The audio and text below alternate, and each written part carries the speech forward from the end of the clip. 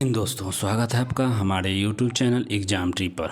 हम फिर से बिहार लाइब्रेरी प्रैक्टिस सेट को लेकर हाजिर है। आज का practice set number 5 number practice set होगा। ऑलरेडी प्रैक्टिस सेट इसके पीछे 1 to 4 के 8 वीडियो अपलोड हैं। तो एक प्रैक्टिस सेट के 2 वीडियो होते हैं, तो पार्टों में क्योंकि वीडियो लॉन्ग हो जाता है तो लोग थोड़ी सी बड़े वीडियो को देखना पसंद नहीं करते हैं। तो बिल्कुल इसमें कोई बड़ी बात नहीं, आप वीडियो को 1-2 बार देखिए, आपको निश्चित ही यहाँ से बेनिफिट मिलने वाली है। इस वीडियो में भी एकदम खास क्वेश्चंस हैं, तो अंत तक बने रहिएगा। PDF चाहिए आप हमारे टेलीग्राम चैनल को ज्वाइन कर लीजिए। जितना हो सके लाइक शेयर ज़रूर करें। पहली बार वीडियो को है तो प्लीज़ सब्सक्राइब कर दीजिए। चलेंगे हम बिना देर किए हुए, टाइम नहीं है। प्रैक्टिस सेट बिहार लाइब्रेरी में वैकेंसी अभी 6500 प्लस है, शायद यह 7500 के वैकेंसी आने वाली है। नियमावली आ चुकी है, उसका भी वीडियो हम बना चुके हैं, आप उसे चेकआउट कीजिए, लिंक डिस्क्रिप्शन बॉक्स में है। तो चलिए सीधे क्वेश्चंस पर बिना देर किए हुए आइए। क्वेश्चन नंबर 1 क्या है? क्यूबा के राष्ट्रपति का नाम यहाँ पाया जा सकता है। तो क्यूबा के राष्ट्रपति का नाम यहाँ पाया जा सकता है किस संदर्भ में? तो इसका संदर्भ हो जाता है इंटरनेशनल हुज हुम। ठीक है, इंटरनेशनल हुज हु, यह बी इधर हमारा करेक्ट आंसर हो जाएगा क्यूबा के राष्ट्रपति का। 1 का बी। अगला क्वेश्चन करेंगे, 2 नंबर है। सूचना के शैनन वीवर मॉडल का आलोचना की जाती है। तो सूचना के शैनन वीवर मॉडल की आलोचना की जाती है तो किस संदर्भ में इसकी? तो बीइंग टू मैथमेटिकल के अंतर्गत इसकी आलोचना आप कर सकते हैं, सूचना शैनन वीवर।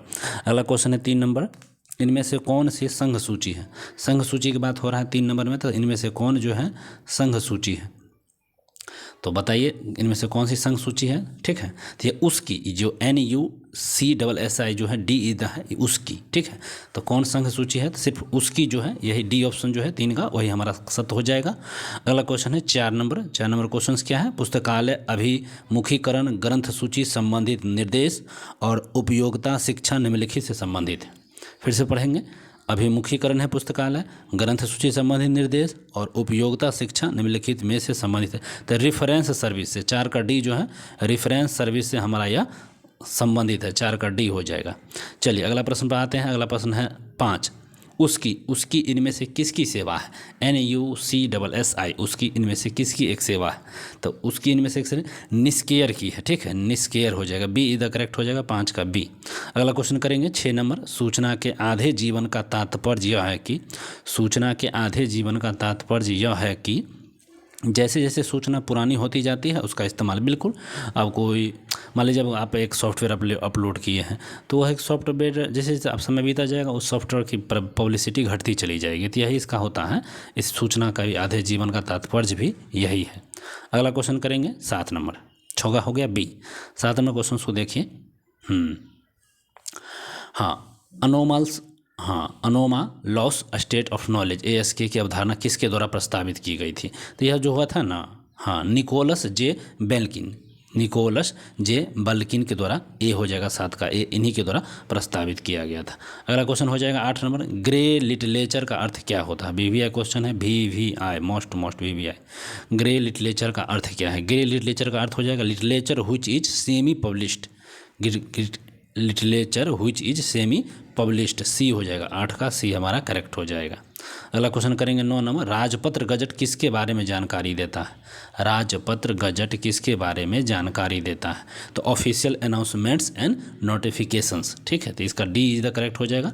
राजपत्र जो है ऑफिशियल अनाउंसमेंट एंड नोटिफिकेशंस के लिए ये जानकारी देता है, 9 का डी। अगला क्वेश्चन है 10 नंबर। जेम पोर्टल को ministry of commerce and culture द्वारा किस वर्ष लॉन्च किया गया था? तो जेम पोर्टल को ministry of commerce and culture के द्वारा ही लॉन्च किया गया था। किस वर्ष? तो 2016 में लॉन्च किया गया था, 2016 जेम पोर्टल। अगला प्रश्न है 11। इनमें से कौन सा संचार तत्व नहीं है?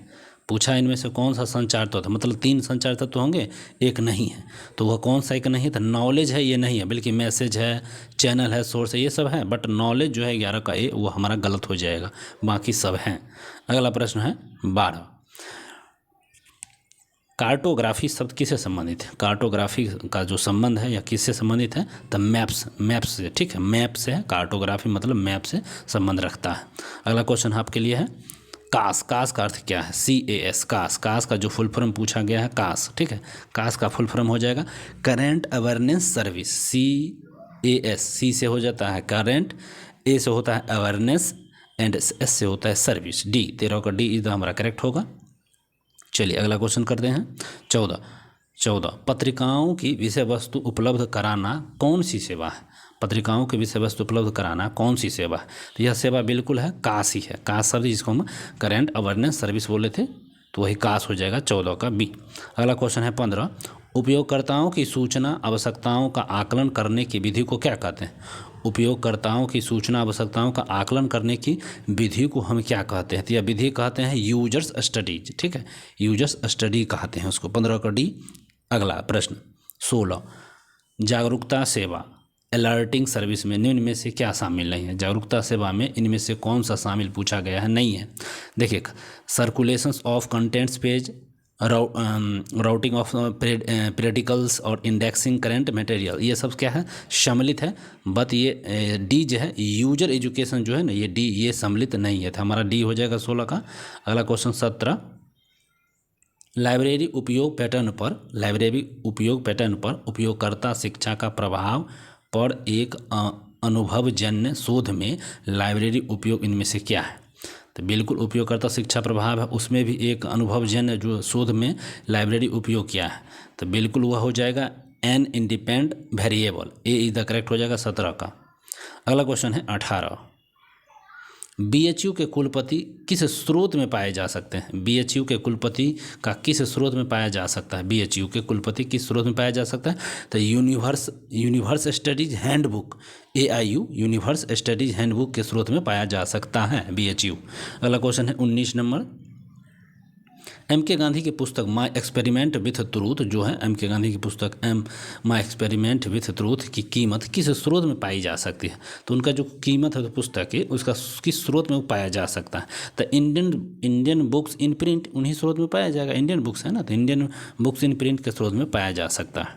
अगला क्वेश्चन है 20 निम्नलिखित में से कौन थीरासस, ठीक है,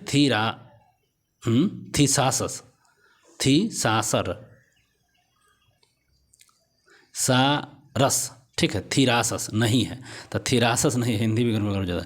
थीरासस इनमें से कौन नहीं है? तो ये हो जाएगा शेयर्स लिस्ट। ठीक है, हाँ शेयर्स लिस्ट है, 20 का सी हो जाएगा हमारा।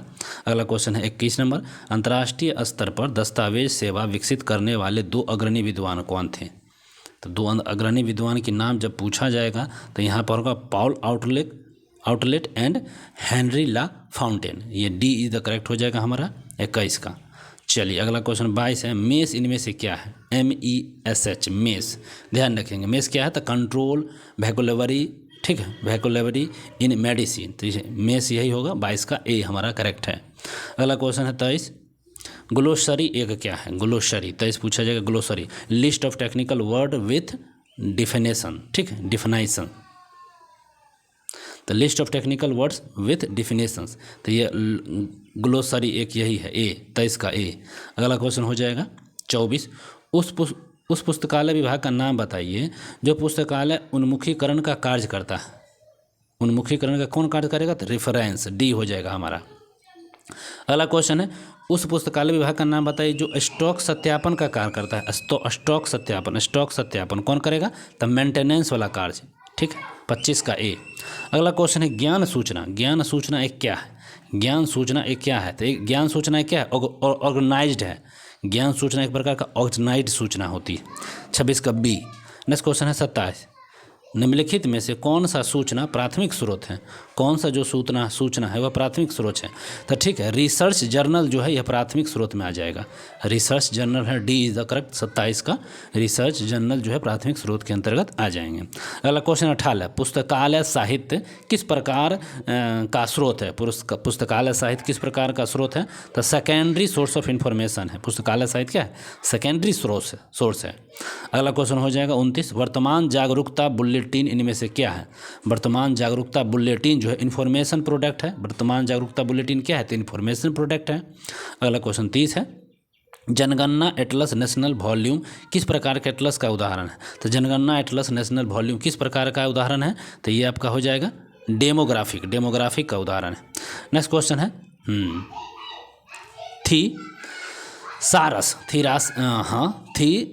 सारस एक प्रकार का अनिवार्य कार्य है। थीसारस थीसारस एक अनिवार्य कार्य है। तो किसका अनिवार्य कार्य है? तो representations of relationship between concept, यही सी द करेक्ट हो जाएगा 31 का। नेक्स्ट क्वेश्चन है 32, माइक्रो फोटोग्राफी की अवधारणा किसके द्वारा विकसित की गई थी? तो माइक्रो फोटोग्राफी की अवधारणा किसके द्वारा विकसित की गई थी? तो यह विकसित किया गया था कि जॉन बेंजामिन, ठीक, denser, John Benjamin denser, John Benjamin denser. 33 number क्या है? पुस्तकालय और सूचना विज्ञान अब विश्वकोश के प्रथम संस्करण संपादक कौन है? पुस्तकालय और सूचना विज्ञान विश्वकोश के प्रथम संस्करण संपादक हैं। तो कौन से हुए संस्करण संस्थापक हैं? तो बिल्कुल इसको देख लेंगे, एलियन कुछ करके होंगे, हाँ, Allen Kent and Harold Lazer, ठीक है।